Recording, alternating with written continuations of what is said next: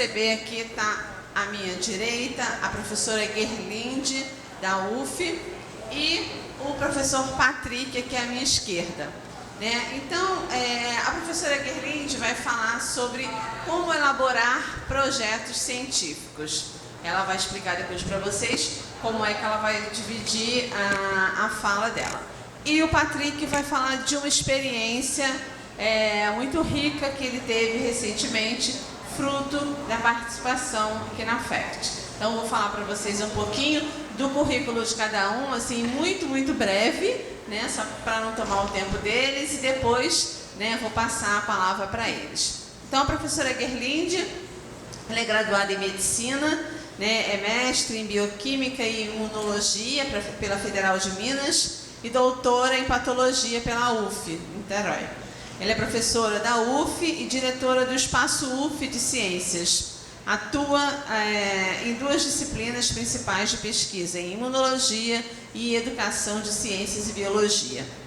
Então, na oficina, o resuminho da oficina que ela vai oferecer é uma oficina como elaborar projetos de pesquisa, abordando tópicos como definição e importância, contribuição científica, dicas de escrita, organização lógica, falando de títulos, autores, resumos, introdução, justificativa, hipótese, objetivos, materiais e métodos, diferença entre projeto e relatório de pesquisa, e depois os aplicativos, aí uma pegada mais tecnológica, os aplicativos como novas ferramentas para melhorar a comunicação em sala de aula, utilizando com professores, durante a oficina, o programa Kahoot. Alguém conhece esse programa, Kahoot?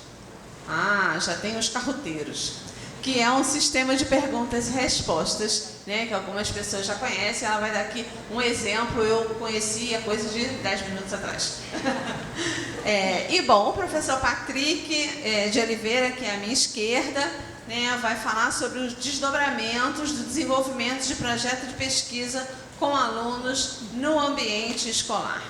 Ele é graduado em Ciências Biológicas, especialista, cursando atualmente o mestrado em Ensino de Ciências e Biologia pelo Instituto de Medicina de Bioquímica Médica Leopoldo Demés, na UFRJ. Atualmente exerce o cargo de professor de Biologia para turmas do ensino médio no Colégio Adventista de Itaboraí, no Colégio Estadual Sol Nascente, da SEDUC, e ministra as disciplinas do curso técnico de Meio Ambiente no Instituto Adventista de Educação Tecnológica.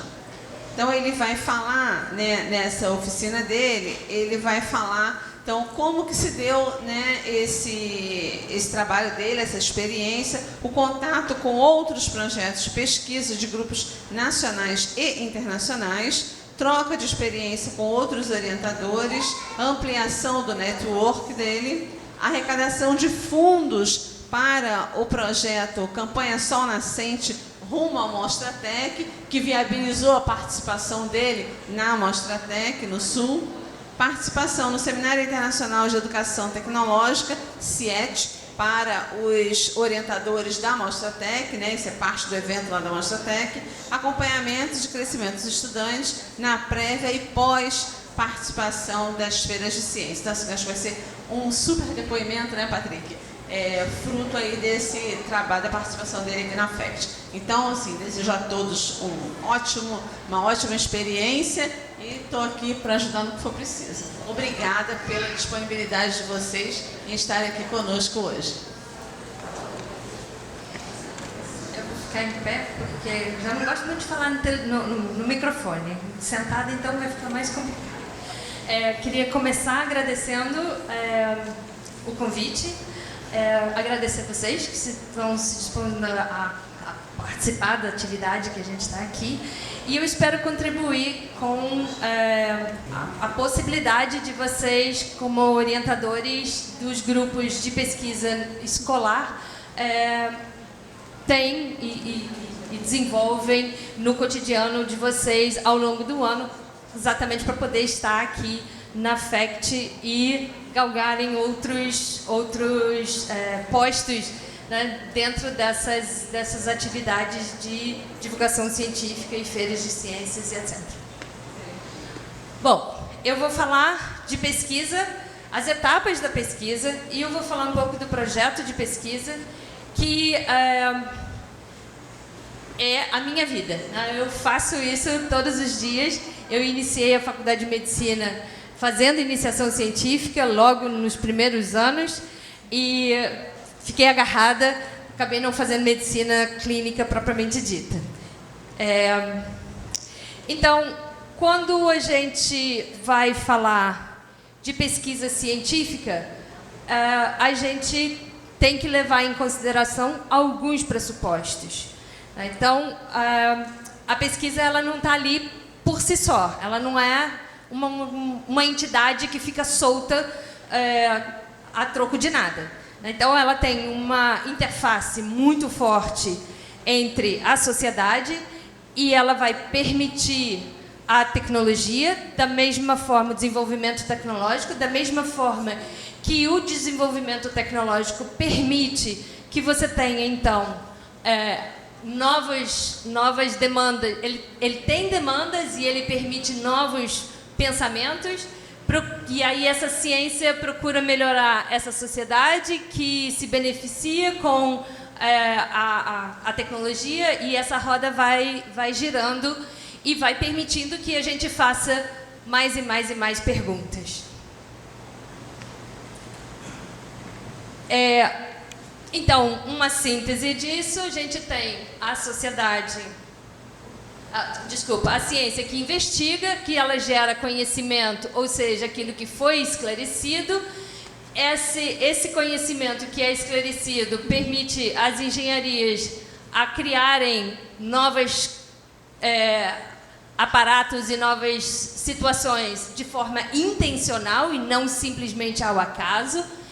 Embora a ciência, ela muitas vezes vai nos mostrar achados que a gente não estava buscando, a gente não estava procurando, né?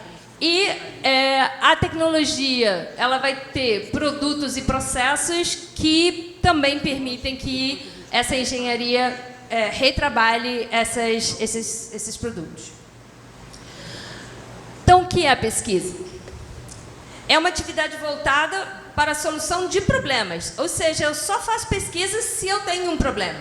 Se eu faço uma pergunta, o que eu quero saber, né? Então, o objetivo do meu trabalho é, entre eles, responder inquietações e problemas que eu encontro, que eu tenho capacidade de entender. E o produto do meu trabalho, ele está aí para contribuir com a evolução do conhecimento de um modo geral. Então, o meu trabalho pode fazer interface com diversos trabalhos de outras pessoas. Então, o exemplo que eu gosto de dar é o exemplo que inicialmente eu dei de uma forma ao acaso durante uma fala de aula inaugural do curso de turismo, a convite do meu filho.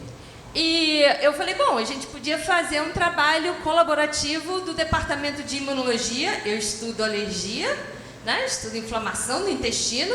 Com turismo, e agora o que eu vou dar de exemplo? Assim, bom, a gente pode analisar o preparo dos restaurantes em Niterói para atender pessoas com alergias alimentares. Então, para isso, o turismólogo precisa saber o que é alergia alimentar, e o imunologista precisa entender as questões que estão de interface ali com a cozinha, e, enfim, a gente precisa chamar ainda um nutricionista, a gente precisa chamar químicos para entender, e aí a gente poderia fazer um grande projeto institucional, né? Então, eu tenho que ter perguntas, e essa pergunta ela vai ter que definir para quem, por quê, como, onde, quanto, para quê, e essas foram só algumas que eu me lembrei de colocar no slide. A gente pode fazer muitas outras perguntas, e o que eu estou falando é apenas uma pincelada disso tudo, que pode ser, e não é à risca, isso que não se limita ao que eu estou dizendo, né?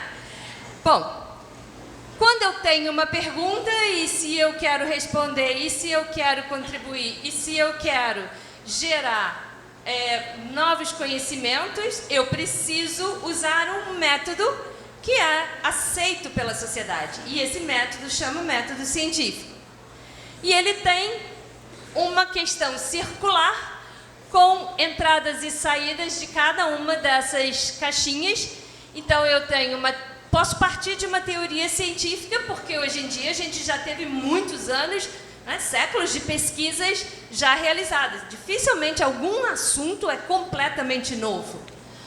Essa teoria, encaixando com alguma outra informação que acaba de chegar, pode gerar implicações e conclusões que não estavam previstas ou que estão previstas, que gera novos experimentos, que pode gerar novos fatos. E se esse novo fato ele é de acordo com o que os outros na literatura já falam, bom, então ele reforça a nossa teoria. Mas se ele é o contrário, aí eu tenho que repensar a minha hipótese e rodar esse círculo todo de novo.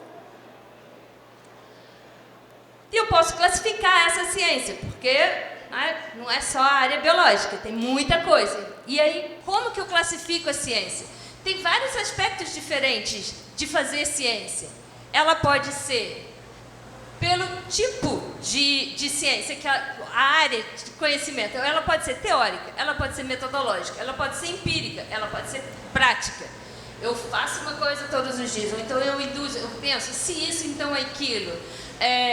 Ou eu vou lá e vou ver o que todo mundo já falou e vou sistematizar isso para saber se aquilo que foi falado concorda, discorda. Todo mundo está falando a mesma coisa? Acho que não, né? A natureza, se ele é um trabalho científico original ou se é uma revisão, aqui está errado, não é resumo, é revisão de um assunto que está em voga. Então, eu posso pegar, existem maneiras sistemáticas de fazer isso, de pegar a literatura nacional e internacional e comparar com o que esses autores estão falando. E a partir disso eu posso ter uma ideia. Bom, eu vou fazer então agora o seguinte experimento, porque isso não está respondido na literatura. Quanto aos objetivos, então eu posso explorar, eu posso descrever e eu posso explicar. Então eu posso fazer um tipo de pesquisa que pode explorar as questões que já estão postas. Eu posso descrever alguma coisa que não está muito bem descrito ainda. Eu posso dar explicações melhores, mais detalhadas, para assuntos que já foram feitos, né? Já foram explicados. Então, eu posso dividir também a minha pesquisa de acordo com um lugar onde ela está. Ela é uma pesquisa de campo, ela é uma pesquisa de revisão, então a gente vê que elas vão se reorganizando nas diferentes caixinhas, né? Quanto ao objeto, ela é uma pesquisa bibliográfica, então também é uma pesquisa de papel, que também é uma revisão do assunto. É uma pesquisa realizada em laboratório, é uma pesquisa realizada no campo. E ela é uma pesquisa quantitativa ou é uma pesquisa qualitativa? Eu vou só descrever o fenômeno ou eu vou ver quantas vezes aquele fenômeno aparece? Então, eu tenho alguns exemplos aqui. Então, eu tenho a amostra, uma entrevista, o roteiro e o relatório. Se eu tenho como objetivo uma avaliação qualitativa, ela vai ter aspectos e metodologias diferentes de quando ela é quantitativa.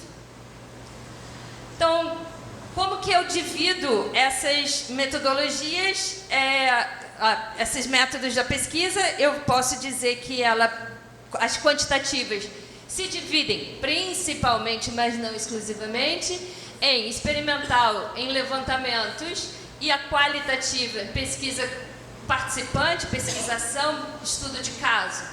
E os instrumentos que eu vou usar para a coleta desses dados são os experimentos propriamente ditos. Eu posso usar questionário, eu posso observação direta. Então, eu entro numa sala de aula, por exemplo, e vou observar a ação daquele professor ou daqueles alunos ou daquela situação que está acontecendo e vou descrevê-la, né?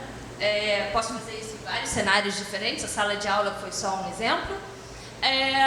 Tenho a observação, a participação direta, ou seja, eu estou analisando a minha própria ação. Então, toda vez que eu vejo que uma coisa não está dando muito bem, porque eu estou pesquisando, estou fazendo a análise dos resultados da minha interação com os meus alunos, eu vejo que não foi legal, eu vou mudar. Então, eu estou pesquisando e agindo ao mesmo tempo. Então, isso é o que a gente chama de pesquisação. E o estudo de caso é quando eu vou olhar para um caso, eu vou analisar aquele caso que já aconteceu, ou que está acontecendo, pode ser, mas é normalmente aquilo que já aconteceu. Então, em síntese, o que a gente tem? A gente tem a observação, a experimentação, que vão permitir que a gente tenha a análise. Essa análise, depois que a gente matutou sobre o nosso trabalho, sobre aquelas observações, a gente vai gerar uma hipótese. A hipótese pode gerar, induzir a gente a ter novos olhares, novas experimentações, novas observações. E, eventualmente, vai levar a novas análises e a gente vai fazendo um ciclo aqui. E, eventualmente, quando a gente tem dados suficientes, a gente pode gerar uma teoria científica. Mas como que a gente vai fazer isso? Quais são os passos? O que é que a gente precisa?